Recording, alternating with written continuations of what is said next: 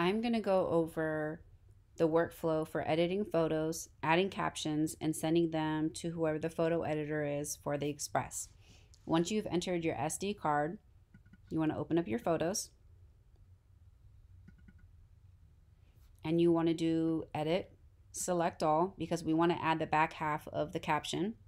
We go to File, File Info. Author title is just whoever took the photo, their name. Copyright, I always do that for my photos. Under the description box, this is where your caption goes.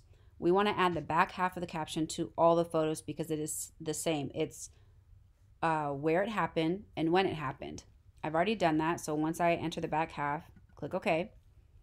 Now I've taken 293 photos at this basketball game. I don't want to see all of them. I've already selected the ones I want to look at. So I can go to filter right here and whatever number that I used. Now there's two ways that you can edit. You can edit batch edit or you can do one at a time. So if I did one at a time, once it opens in Camera Raw, I can make the changes that I want. Once I'm done, I just click done. Back in Bridge, I can select all of the photos, go to edit, develop settings, previous conversion. Once I do that, it actually changes all of the photos to this editing style. If I want to do a batch, I need to select all like it is now, double click it. It opens in Camera Raw. I need to go to these lines, do a select all. Now I can change any of the settings on here for editing, and it changes it to all of the photos. For editing, you can adjust the exposure a little bit. You can adjust the highlights, the whites. You want to stay away from contrast, and you never touch saturation. So never saturation, never contrast.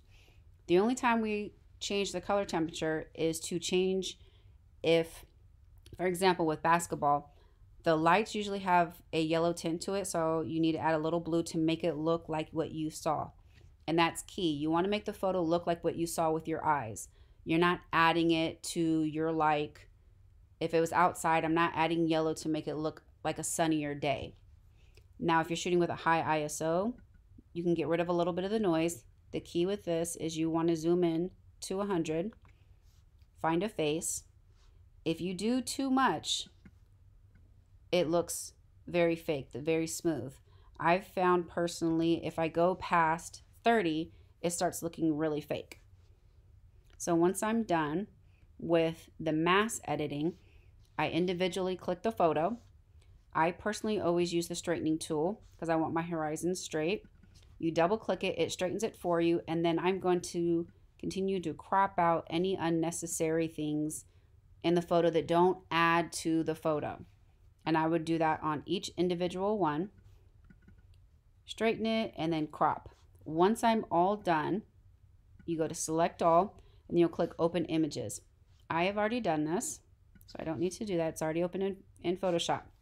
So if I'm looking at this photo right here, the very first thing you need to do is go to, and I'm going to act like I didn't do anything on this. I go to image size. The image size needs to be less than 20 megabytes. If it's larger, it will not upload to the site, so they need to be sized. It doesn't have to be exactly 20, but it has to be 20 or less. So I found the longest side, if you make it 10, for the most part, it will be less than 20. So I press OK. I go to File, File Info. Now we need to enter the front half of the caption. So I always type my captions in Pages, Microsoft Word, a Google document, something that is going to spell check for me because you don't want to have spelling errors in your caption. I've actually already written this out. So for sports, we always start with the school, whoever the player is from. So City College, instead of saying Sac City, we say City College. Ryan Reed, 3, goes up strong to the basket with the college name, Santa Rosa, Edward Turner, 33, on defense. This right here is the back half that we have already inputted on all of the photos. So this unhighlighted part is what you need to do for each of your photos, is the front half. So now I'm going to select all since there are no spelling errors in this. I go to the description box, I input it, click OK, File, Save As. I always name my photos, again, personal preference, based on what the event was. They played Santa Rosa, so I'm just naming it Santa Rosa 1. I'm saving it to my SD card. I've already done it, that's why I said to replace it. A tip, when it comes to sports, I personally always open up the roster for the team, for our team and the team we're playing, and I copy and paste the names onto my captions. That way I don't have to worry about spelling a name wrong.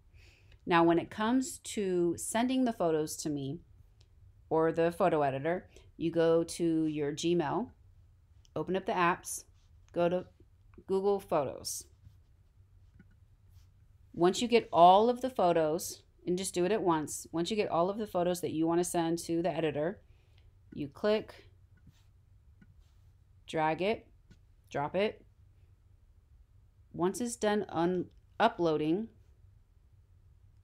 you click Shared Album, click New Shared Album. I prefer to have them dated. And again, what was this? Santa Rosa. So I have it dated for the date of the game, who they played, and then you need to click Share.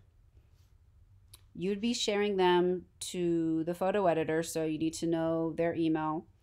I can't do that since that's my email, so I'm just going to share it to Randy. Once you click the little button, it says sending, photos sent. Now they are sent to him, and he can access them and download them. The thing I like about Google Photos is when you click on the photo, I can see the caption right here.